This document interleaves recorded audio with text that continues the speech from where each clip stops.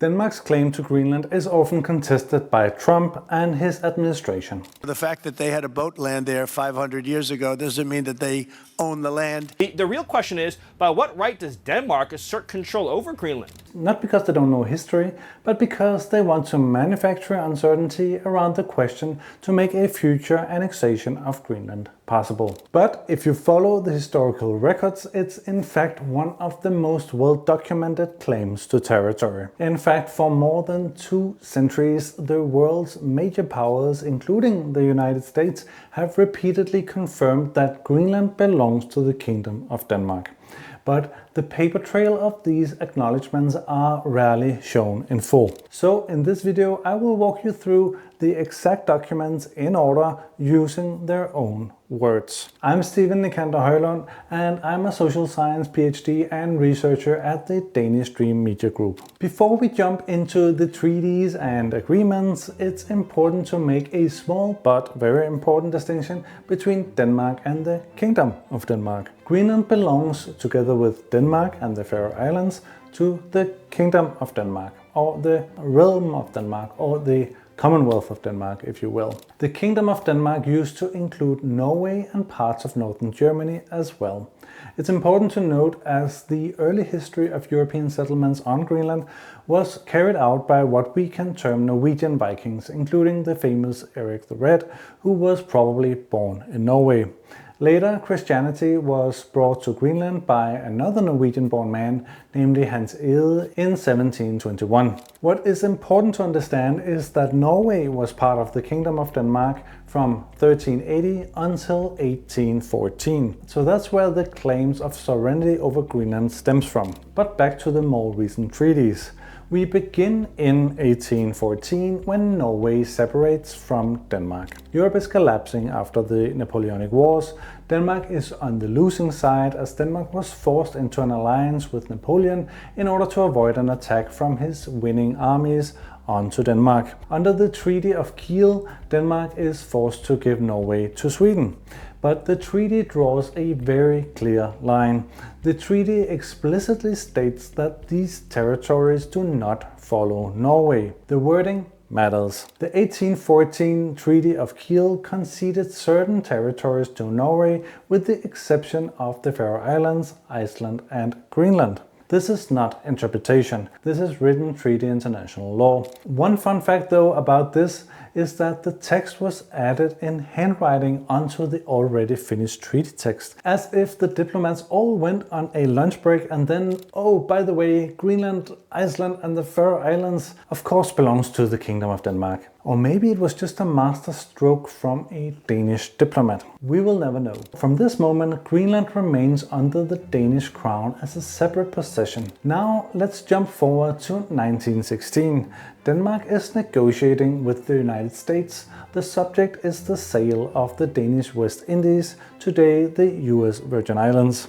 But Greenland enters the picture. On the same day the treaty is signed, US Secretary of State Robert Lansing issues a formal declaration. The United States promises that it will not object to Denmark's extending its political and economic interests to the whole of Greenland. The exact words matter here.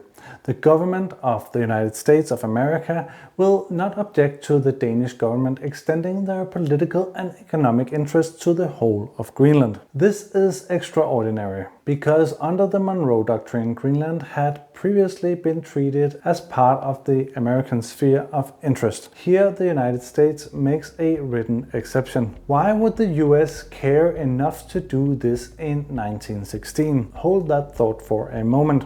In 1919, Denmark moves to lock this down in Europe. Norway is the remaining uncertainty. During a meeting in July 1919, Norwegian Foreign Minister Niels Claus Ihlen gives Denmark a verbal assurance. It later becomes known as the Ihlen-Declaration. Ihlen states that Norway would not make any difficulties regarding Danish sovereignty over the whole of Greenland. The Danish record adds that Danish sovereignty would meet with no difficulties on the part of Norway. These phrases sound really soft actually, but in international law they also matter. It does so because states are bound by their official reassurances. That becomes clear in the 1930s. In 1931, Norway attempts to occupy part of eastern Greenland. Denmark obviously immediately protests. The dispute goes to the Permanent Court of International Justice in The Hague. This is the highest international court of its time. On April 5th, 1933,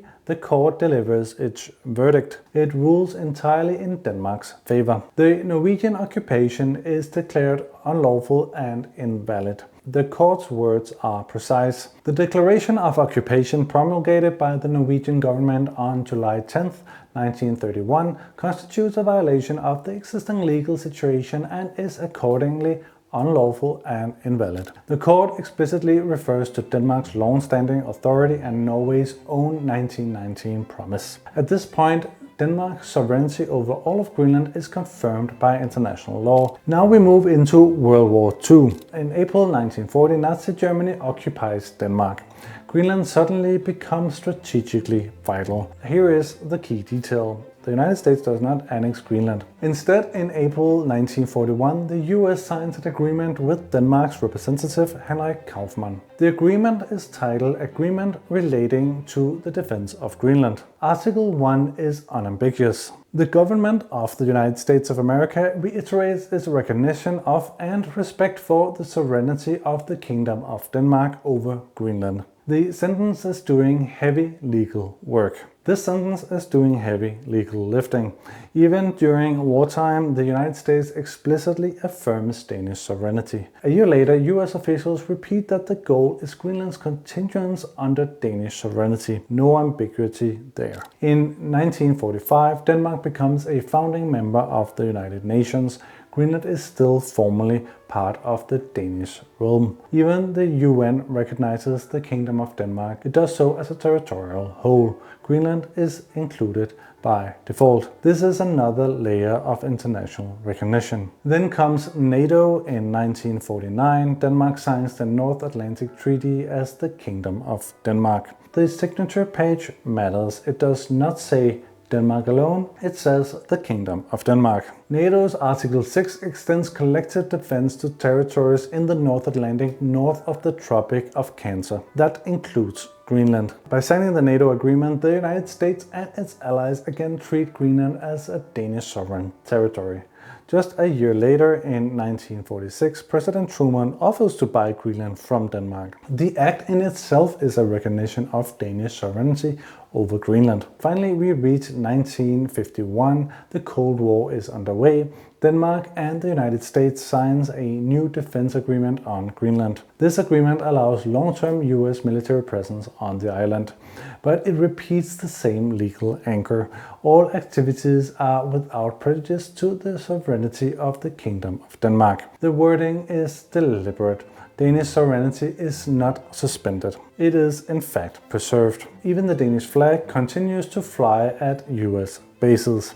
So it's essentially impossible to argue that the Kingdom of Denmark holds no claim over Greenland. Of course, there are many other treaties and agreements, including the one with Canada, defining the border with Canada and the Kingdom of Denmark. But to cover all agreements would be too much for this video. I think I covered the most important bases. Danish activity on the territory of Greenland is both economic, social and military in nature, and so it's not just an abandoned iceberg in the Atlantic that Denmark did not really invest in. Danes have settled there and developed the country into a modern welfare state, propped up by funding from Denmark proper.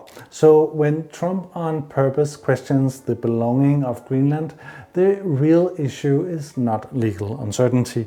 It is historical amnesia and gaslighting from the President of the United States of America in a hostile attempt to take Greenland. If you want to understand why Greenland matters so much geopolitically today, watch my other videos on Arctic power politics and the Kingdom of Denmark and Greenland. Subscribe to more fact-based historical analysis and share the video with someone who thinks Greenland's status is legally unclear. Thanks for watching and take care.